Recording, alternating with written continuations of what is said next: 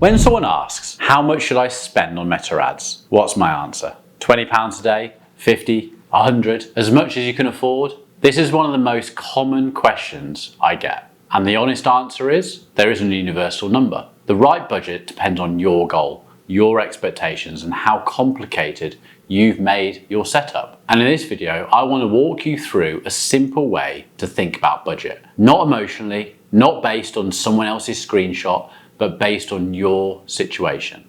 Before we get into it, why should you listen to me? I spend every single day inside real meta ad accounts. Inside the ads clinic, we work with hundreds of advertisers, e-commerce, lead gen, services, subscriptions, all at different budget levels. And what I see constantly is this: people aren't underspending, they're overcomplicating, and their budget just gets diluted across too many campaigns and ad sets. So let's simplify it. Step 1. What is your goal? This sounds obvious, but most people skip it. Are you trying to generate purchases, leads, bookings, or are you running traffic or engagement and hoping something happens? If you want meaningful results, prioritize a real conversion event. If it's not a purchase, it should probably be a lead. Yes, you can run awareness campaigns on small budgets, but you'll get awareness level results. You get what you pay for. Step 2. What is your expected cost per result? And I don't mean your dream cost. I mean a conservative, realistic cost. If you're selling a product that's £100, don't assume it's going to cost you £10 to get a sale.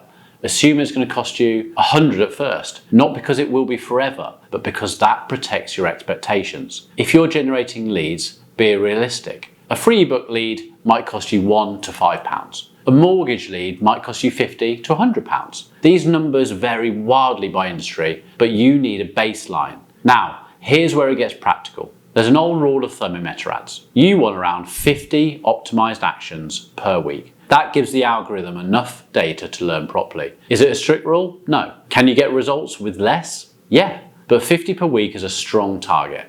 Let's say your expected cost per result is £50. 50 results per week equals £2,500 per week. That's about £350 per day for one campaign and one ad set. Now, here's where people get uncomfortable. What if you've built 3 ad sets for segmentation? Now you need to multiply that. 3 ad sets means just over 1,000 per day. And suddenly your £50 per day setup makes no sense because you're trying to feed 3 mouths with a snack. And this is where most budget frustration comes from. Not from not enough money, from fragmentation. If your budget is modest, you cannot afford complexity, which brings us to the step 3. How many campaigns and ad sets do you actually need? Be honest. Do you really need separate ad sets for interests? Separate ad sets for locations? Separate ad sets for testing? Separate remarketing campaigns? Or are you just doing what YouTube told you in 2019? Every extra ad set divides your budget, and divided budgets create weak data. Weak data creates unstable performance. Now, let's talk about ad volume. People often ask, if I increase budget, do I need more ads?